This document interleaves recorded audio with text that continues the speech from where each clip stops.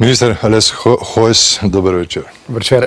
Poglejte, pred slabim letom smo na tujem imeli 426 vojakov, januarja 416, če zdaj prištejemo še te 4 za Mali, praktično enako število.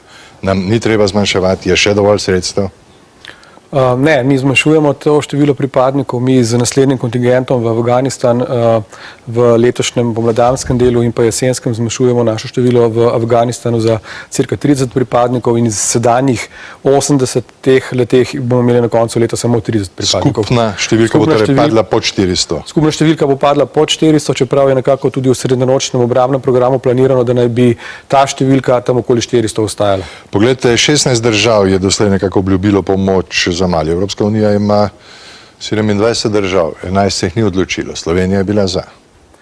Ja, ta podatek je v tem trenutku točen, čeprav je treba povedati vendarle to, da je v začetni, se pravi v tisti prvi fazi naborne konference bilo zraven samo 8 držav Evropske unije. Danes jih je 16 in jaz sem skoraj prepričan, da je v končni fazi ta številka visoka preko 20.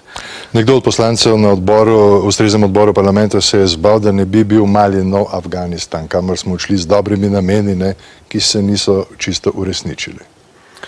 Ja, vsako posredovanje, vsaka krizna misija, ki jo bodi si NATO, bodi si Evropska unija v tujini začenja, je seveda potencijalna nevarnost. Jaz osebno sem prepričan, da Mali ne bo taka situacija. V Maliju je vendarle ta prva faza francoske intervencije skupaj z nekaterimi drugimi zavezniki vendarle pokazala, da je bil odpor teh terorističnih islamističnih skupin relativno bistveno šibkejši kot tisti v Afganistanu in glede na obveščevalne podatke, s katerimi razpolagamo, lahko zatrdim, da bi ta misija EU Training Mission, ki bo tam bila 15 mesecev, vendarle usposobila do take mere malijsko vojsko, da bi sama prevzela nadzor nad celotnim ozemljem. Vrnimo se k slovenski vojski na domačih tleh. Če je imela vojska, videla sva prej, 70 milijonov za nakup opreme, zdaj pa jih ima 17 ali celo nekoliko manj, to se mi zdi velika razlika. Ja, to drži. Ne samo, da je imela 70, pred tam nekje v leta 2008-2009 so bile te številke 170 in več milijonov evrov. Torej, krizna situacija finančna v državi je seveda v prvi in največji meri zarezala pravzaprav obrambni proračun. Mi smo v teh letih od leta 2008 do danes gubili za obrambne namene, ne samo za investicije in za opremo, več kot 250 milijonov evrov. Ampak glede na finančno situacijo bo tudi slovenska vojska morala razumeti, da so te krizna leta pred nami in da v naslednjih 2-3 letih nekih velikih investicij ne bo. Pa lahko kot minister za to področje zatrdite, da je bojna pripravljenost slovenske vojske danes takšna, kot mora biti in da je na drugi strani zagotovljeno, ustrezno zagotovljeno in poskrbljeno za varnost vojakov? No, vsekakor lahko zatrdim, da je poskrbljeno ustrezno in bo tudi v teh naslednjih letih ustrezno poskrbljeno za varnost vojakov. Da pa je cel obrambni resor oziroma cel obrambni sistem, ki seveda vključuje tudi nabave protiletarskih raket, se pravi zaščite zračnega prostora, ne nazadnje srednje bataljonske bojne skupine, seveda v tem primeru pa ne moremo govoriti o popolni usposobljenosti oziroma o popolni zagotovljeni opremi slovenske vojske. In bojna pripravljenost te slovenske vojske je ustrezno nižja? Ja, vsekakor, ukolikor nimate ustrezne opreme, je bojna pripravljenost slovenske vojske nižja. Treba pa je vendarle reči, da smo v zavezništvu in da v tem zavezništvu računamo v primeru kakršnikoli agresij na Slovenijo, ki jih glede na obveščevalne podatke v naslednjih nekaj letih ne pričakujemo, računamo tudi na pomoč zavezništva. Še 2 vprašanji, da čaka slovensko vojsko, neke vrste preoblikovanje, verjetno jasno. V kakšni smeri bo šlo?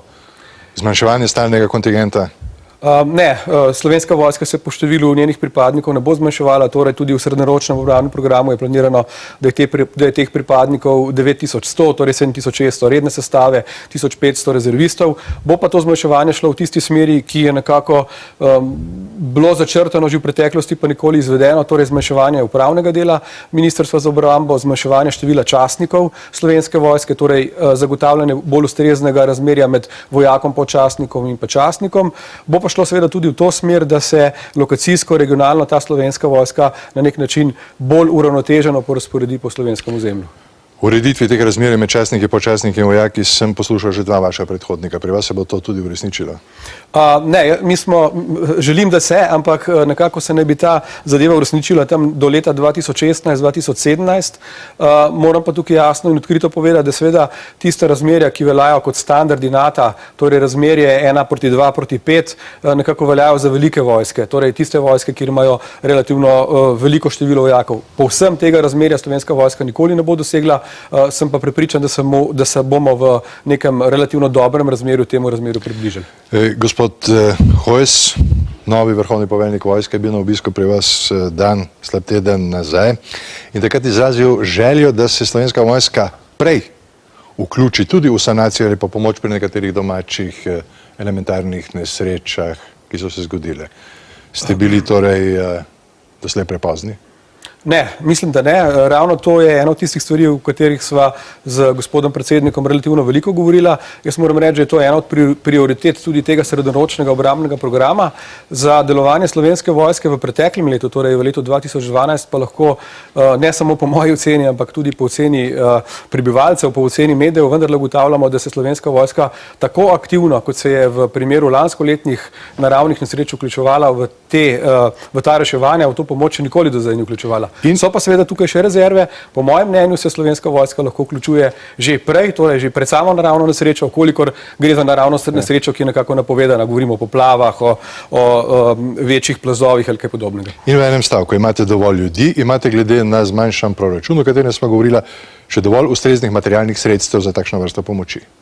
Ja, kar se tiče pa tega, pa treba vendarle povedati, da je drugi steber obrambnega sistema, to je torej področje uprave za zaščito in reševanje. Ta segment bil manj prikrajšan, posebej manj prikrajšan, kar se tiče nabav materialnih sredstev, in za ta segment sem skoraj prepričan, da bomo, ali pa lahko zagotovim, da bomo poskrbeli. Gospod Hojs, hvala lepa. Hvala vam.